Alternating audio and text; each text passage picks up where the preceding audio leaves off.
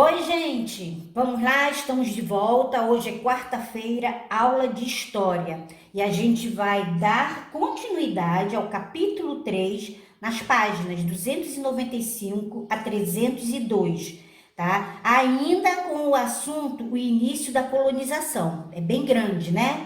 Bom, o que nós vamos estudar agora? O engenho de açúcar. Vamos lá? Bom, o engenho de açúcar está na página 295. Nos primeiros séculos de colonização, a maior parte dos africanos escravizados trazidos para o Brasil foi levada para trabalhar nos engenhos. Observe a imagem abaixo que representa o engenho e algumas das atividades realizadas na produção do açúcar. Mas antes da gente passar para essa imagem, eu vou falar mais um pouquinho sobre o engenho de açúcar, tá bom? Vamos lá, voltando então sobre as capitanias hereditárias, né? Com a chegada dos donatários, os donatários que foram uma das 15 pessoas que receberam um lote bem grande de terra, a produção de açúcar se desenvolveu muito no Brasil. O açúcar, gente, era um produto muito consumido na Europa. E o clima brasileiro, nosso clima, era ideal para plantar a cana-de-açúcar usada na fabricação do produto.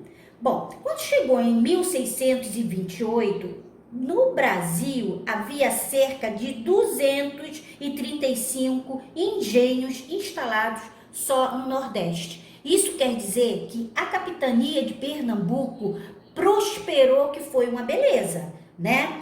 Bom, e aí, gente, o engenho era a grande propriedade produtora de açúcar. Ele era formado basicamente pelo setor agrícola, que era a plantação da cana-de-açúcar, né, onde a cana-de-açúcar era plantada, e o setor de beneficiamento, onde era transformada em açúcar e aguardente. Então, o engenho ele tinha essa função de produzir o açúcar e produzir também a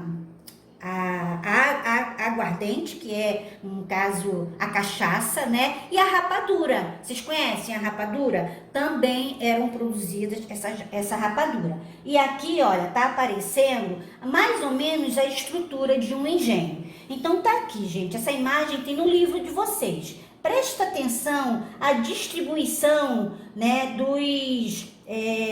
das acomodações. Começando aqui pela senzala, tá? Que era a moradia das pessoas escravizadas, geralmente era muito simples, não tinham divisores nem móveis em seu interior. Gente, inclusive na senzala era de chão batido, nem piso tinha, tá? Eles ficavam no lugar totalmente insalubre e amontoados, misturado homem e mulher, é assim uma coisa bem degradante mesmo, tá? Bom, logo depois vem a parte principal do engenho, né? Que é onde se fabricava a garapa, a rapadura, produzia o aguardente, né? Desculpa, que é o vulgo, a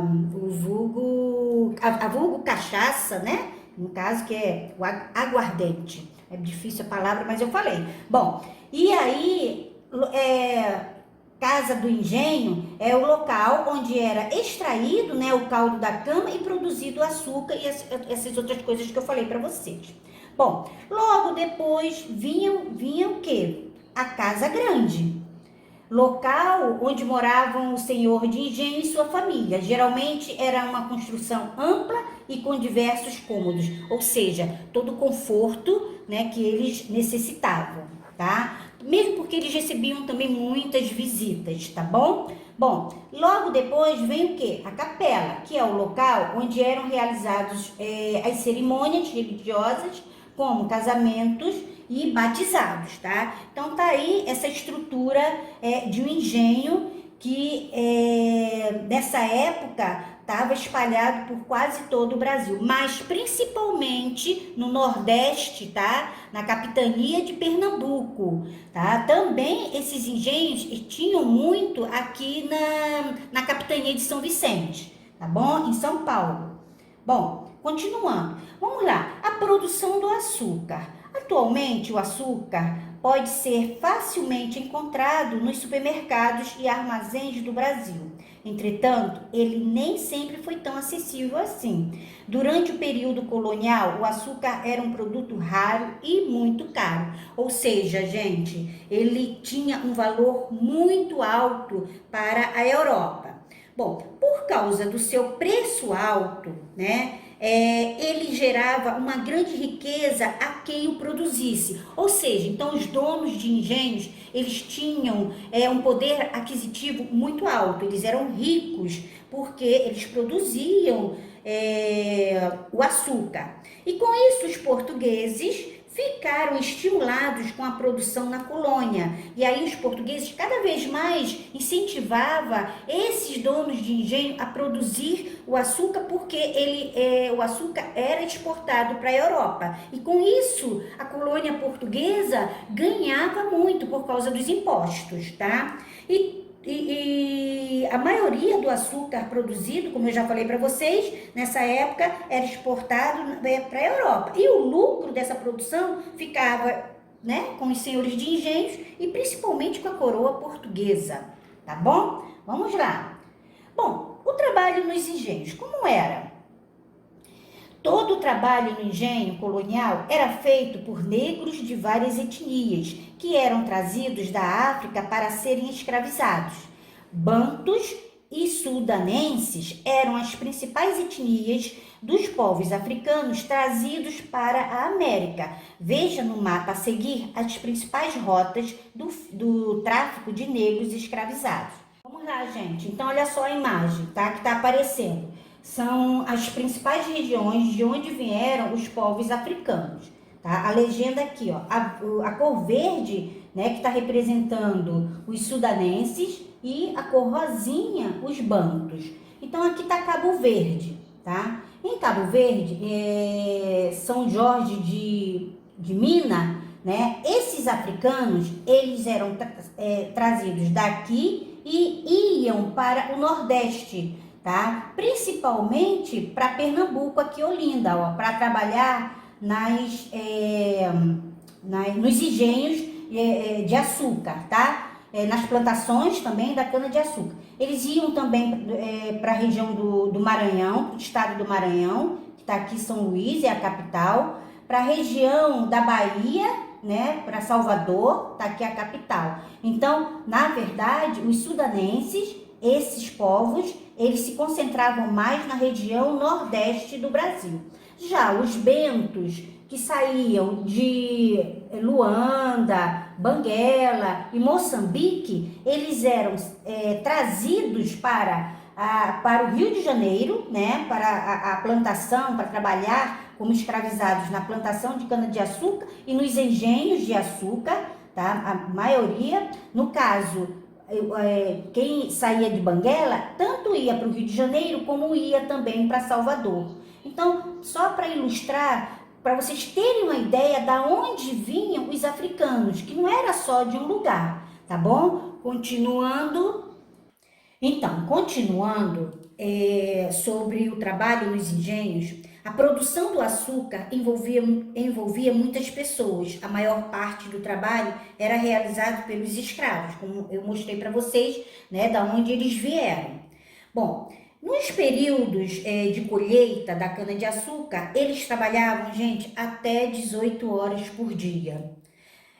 Além da longa jornada de trabalho, eles estavam sujeitos a castigos e maus tratos. Isto é, eles nem se alimentavam adequadamente, tá? Também havia trabalhadores escravizados que realizavam serviços domésticos. É essa imagem que está mostrando aí, ó. Tá? Aqui está representando a casa grande, onde eles trabalhavam na limpeza, na cozinha, e também cuidavam dos filhos do senhor de engenho. Então, tá aqui mostrando, olha só, os senhores de engenho, tá? aqui os escravos, ó, os filhos de escravos, né? E os escravos aqui servindo aos seus senhores. Além de servir os alimentos, os escravizados também abanavam seus senhores. Como aqui no Brasil era muito quente, né? E eles usavam também muitas roupas, e aí os escravos ficavam com essa função de abanar, né? Amenizar um pouco o calor, tá bom? Então, agora a gente vai falar sobre a sociedade colonial. No período colonial, as famílias eram patriarcas, ou seja, todos os membros deviam obedecer à autoridade máxima, representada por uma figura masculina. Nessa época, as mulheres não tinham liberdade para fazer suas próprias escolhas, gente. Bom, como funcionava, né, na sociedade colonial? A educação das meninas e dos meninos era diferente. As meninas eram educadas para casar, ser mães e cuidar da casa. Já os meninos eram educados para trabalhar fora e realizar todo tipo de atividade, ou seja, outros tipos de atividade, tipo aprender a andar a cavalo, estudar numa universidade lá na Europa, né? Eles tinham esse privilégio. Bom, além da estrutura patriarcal, ou seja, em que a estrutura patriarcal, aonde a figura masculina era que prevalecia, a sociedade colonial foi marcada pela economia agrícola, isto é, a plantação da cana-de-açúcar, que enriqueceu grandes proprietários rurais e os colocou em cargos de comando na administração do Brasil, tá bom? Bom, agora a gente vai falar sobre... Antes de falar sobre trabalhadores livres, eu vou mostrar aqui para vocês, olha, aqui está representando uma propriedade de um dono de engenho, para vocês verem como eles tinham riqueza, como eles eram ricos. Uma propriedade bem ampla, né? Com vários quartos. Então, quem tinha uma propriedade dessa era bem vista pela colônia portuguesa, tá ok? Vamos lá, continuando e vamos trabalhar sobre os trabalhadores livres. Embora fossem minoria, também havia trabalhadores livres nos engenhos, tá? A maior parte desses trabalhadores era pobre e tinha pouco poder nessa sociedade, porém vivia em melhores condições do que os escravizados. Muitos, gente, conseguiam juntar dinheiro, né, e comprar a sua liberdade, a sua carta de alforria. E para isso, eles trabalhavam muito, né, de uma forma que conseguisse essa quantia. Então, era comum que trabalhassem na lavoura, no corte da lenha, no transporte do açúcar ou como carpinteiros. Também eles vendiam doces e comidas em tabuleiros pela rua, tá? Então, esses eram os trabalhadores livres. Já as mulheres pobres ajudavam seus familiares na lavoura e cuidavam nos serviços domésticos. Elas deviam obediência a alguma figura masculina, gente. Olha só, tipo um irmão, um tio ou um marido. Quem não tivesse marido e tivesse um irmão, então essas mulheres deviam obediência a essa figura masculina, né? O irmão. Se não tivesse irmão, algum parente mais próximo, tipo o tio, tá?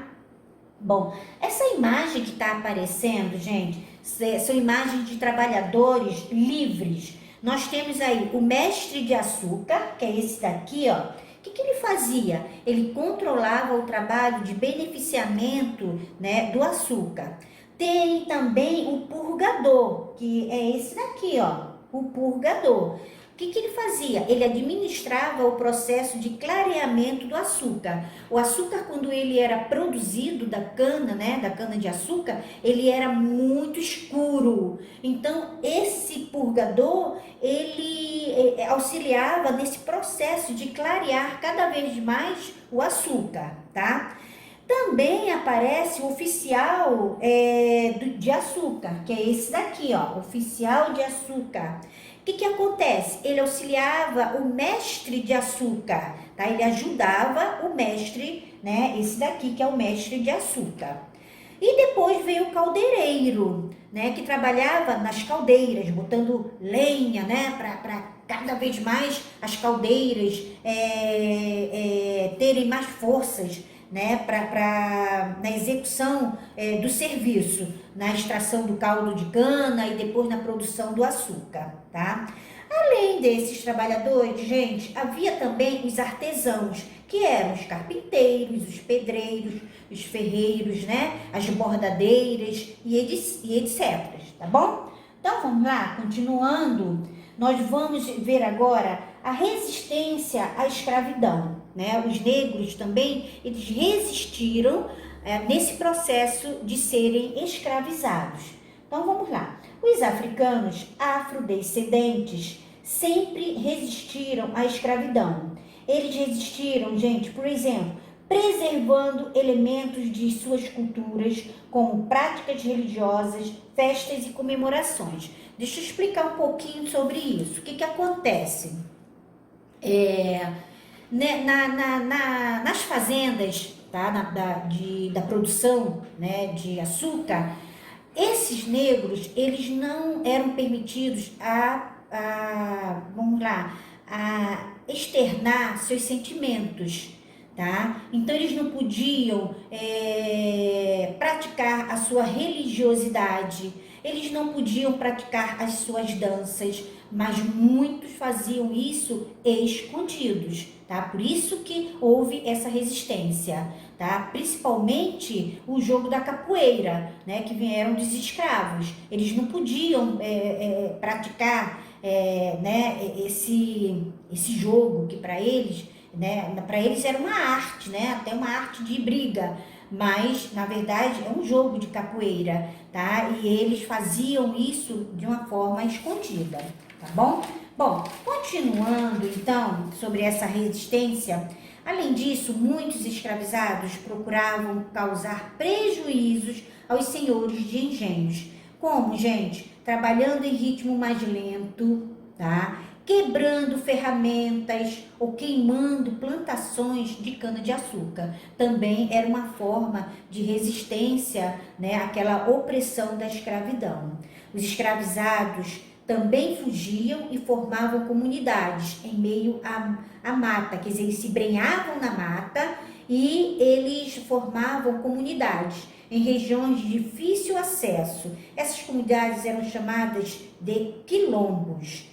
Tá? Então, só para vocês entenderem, essa imagem aí, gente, está representando um dos maiores quilombos da colônia, que foi o Quilombo dos Palmares, formado no século XVII, na divisa dos atuais estados de Alagoas e Pernambuco, né? O Quilombo dos Palmares chegou a ser habitado por cerca de 20 mil pessoas. E Zumbi dos Palmares foi seu último rei e também o mais conhecido deles. Então, essa imagem aqui está representando um quilombo onde eles eram livres, tá? Eles podiam praticar a religião deles, né? Eles podiam dançar, eles eram livres, tá? Então, é o que está sendo representado aqui nessa imagem, ok? Então, vamos para outro assunto e vamos falar sobre os holandeses no Brasil. A produção e o comércio de açúcar no Brasil geravam grandes lucros, atraindo o interesse de outras nações. Assim, entre 1630 e 1654, os holandeses dominaram a capitania de Pernambuco, principal produtora de açúcar da colônia, e outras capitanias da região. Gente, olha só. O que acontece? Durante o período de dominação holandesa, diversas transformações foram realizadas pelos holandeses, principalmente na cidade do Recife, que é a capital de Pernambuco, como, por exemplo, a abertura de novas estradas, a pavimentação de ruas e a construção de pontes, né, e canais, tá? Os holandeses, eles também facilitaram os empréstimos aos senhores de engenho para que realizassem melhorias em suas propriedades e ampliassem a produção de açúcar, tá bom? Bom, agora aqui aparece uma imagem que fala sobre os artistas e cientistas no Brasil holandês. O que acontece? Os holandeses trouxeram diversos cientistas e artistas ao Brasil, com o objetivo de conhecer e registrar informações sobre o território ocupado por eles, que foi, né, no caso, o território ocupado por eles, o estado de Pernambuco, né, onde era a capitania de Pernambuco. Bom, nessa foto aqui, gente, ela está retratando a fauna e a flora do Nordeste brasileiro, tá? Então, observa bem essa foto, ó, que tem aqui, ó, várias frutas, né, animais silvestres, tudo isso está sendo representado pelos artistas, né, que os holandeses trouxeram para cá, para representar a fauna e a flora, principalmente do Nordeste brasileiro. E por hoje é só, tá? Eu acho que foi uma aula bem legal. Qualquer dúvida, pode me chamar no Zap, tá bom? Um beijo!